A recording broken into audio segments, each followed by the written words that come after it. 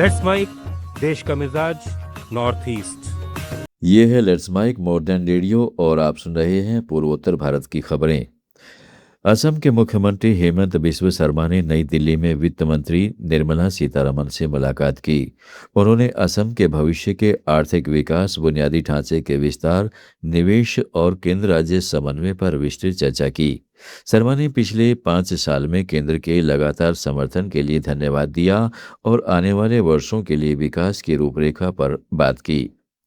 मुलाकात के तुरंत बाद उन्होंने प्रधानमंत्री कार्यालय जाकर वरिष्ठ अधिकारियों से 1.5 घंटे चर्चा की।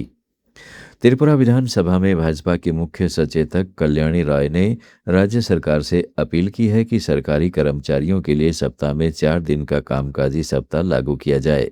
उन्होंने सुझाव दिया है कि दैनिक ऑफिस समय 8 से बढ़ाकर 9 घंटे या उससे थोड़ा अधिक किया जाए। यह प्रस्ताव पेट्रोल डीजल की बचत के लिए प्रधानमंत्री नरेंद्र मोदी की अपील के बीच पश्चिमी एशिया संकट के मद्देनजर आया है। सभी राज्य सरकार ग्रुप सी और ग्रुप डी के 50% कर्मचारियों को वर्क फ्रॉम होम करा रही है। कल्याणी राय ने ई ऑफिस व्यवस्था का हवाला देते हुए कहा है कि इससे ईंधन बचत के साथ प्रशासनिक खर्च भी कम होगा। मेघालय के मुख्यमंत्री कोनराड संगमा ने केंद्रीय शिक्षा मंत्री धर्मेंद्र प्रधान का आभार व्यक्त किया है कि सीबीएसई के 3 भाषा फार्मूले में खासी और गारो भाषाओं को शामिल किया गया है। उन्होंने शिलांग में जारी बयान में इसे समावेशी शिक्षा की दिशा में बड़ा कदम बताया, जो राज्य की मूल भाषाओं को संरक्षण देगा और सांस्कृतिक विरासत को मजबूत करेगा। संगमा ने कहा है कि यह फैसला छात्रों, स्कूलों और भाषा शिक्षकों की चुनौतियों को कम करेगा तथा मेघालय की भाषाई पहचान का सम्मान करता है। मणिपुर सरकार ने लामडिंग के स्थानीय निवासियों के साथ हुई बैठक के बाद प्रस्तावित सॉलिड वेस्ट मैनेजमेंट प्लांट को लेकर उठी पर्यावरण और स्वास्थ्य संबंधी चिंताओं पर त्वरित कार्रवाई का आश्वासन दिया है। मुख्यमंत्री युमनाम खेमचंद सिंह की अध्यक्षता में इम्फाल में सचिवालय में हुई इस बैठक में निवासियों ने प्रदूषण, स्वास्थ्य जोखिम और बुनियादी ढांचे की मांग रखी।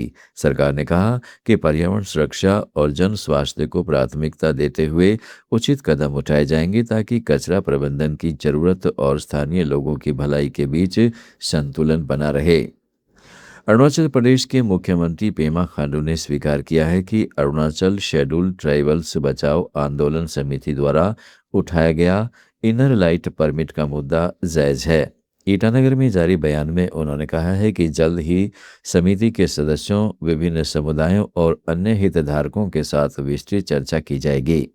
मुख्यमंत्री ने माना कि मौजूदा परमिट व्यवस्था में कमियां हैं, जैसे परमिट की एंट्री का रिकॉर्ड तो है लेकिन एग्जिट का कोई सिस्टम नहीं है, जिससे लोग समय समाप्त होने के बाद भी रुक जाते हैं। उन्होंने कहा है कि व्यवस्था को डिजिटल बनाने और मजबूत करने की जरूरत है ताकि अनियंत्रित घुसपैठ पर अंकुश लगाया जा सके।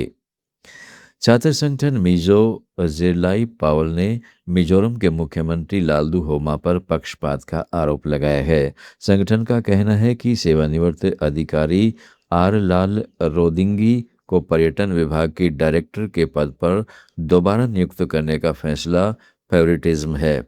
संगठन के अध्यक्ष सी लालरेम रुवाता ने आइजोल में आंतरिक बैठक के बाद मीडिया को दिए बयान में दावा किया कि मुख्यमंत्री ने उन्हें लिखित आश्वासन दिया था कि फैसले की समीक्षा की जाएगी, लेकिन बाद में सरकार ने आदेश फिर से लागू कर दिया।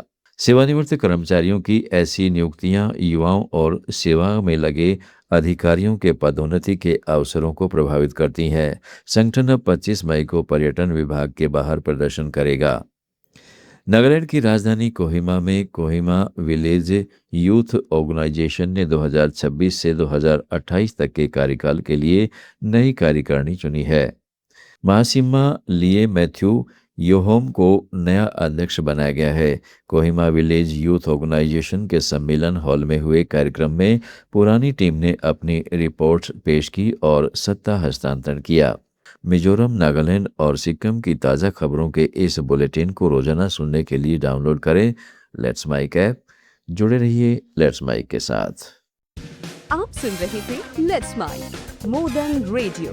फॉलो कीजिए हमें हमारे सोशल मीडिया प्लेटफॉर्म्स पर।